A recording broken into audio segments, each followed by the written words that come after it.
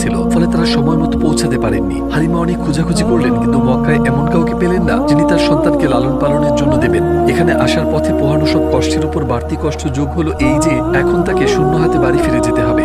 তদুপরি তাদের অঞ্চলে তখন দুর্ভিক্ষ চলছিল, নিজেদের অন্ন সংস্থান করাটাও তাদের জন্য খুব কঠিন হয়ে পড়েছিল। একের পর এক আসা এসব বিপদ তাকে ভীষণ মর্মাহত করে তুলল। যখন তিনি এসব দুশ্চিন্তায় মগ্ন ছিলেন, হঠাৎ তার সাথে একজনের দেখা হয়ে গেল। তিনি ছিলেন আব্দুল মুত্তালিব। কিছুক্ষণ কথা বলার পর তিনি তার নাতির পরিস্থিতি সম্পর্কে জানতে পারলেন। এরপর হালিমা তার স্বামী হানিসের মতামত জানতে চাইলেন। আমি দুধ পান করানোর জন্য কোনো শিশু খুঁজে পাইনি, আর আমি অন্যদের সামনে খালি হাতে বাড়ি ফিরে যেতে চাই না। তাকে সাথে নিয়ে যেতে আমার কোনো অসুবিধে নেই।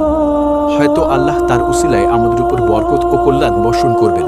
কত বড় নিয়ামতটি ঠিক তার সামনে হাজির হয়েছিল তার সম্পর্কে আসলে তিনি একেবারে কল্পনাও করতে পারেননি। কিন্তু হালিমা তখনও জানতেন না যে তিনি ঠিক কত বড় এক অমূল্য রত্ন খুঁজে পেয়েছেন।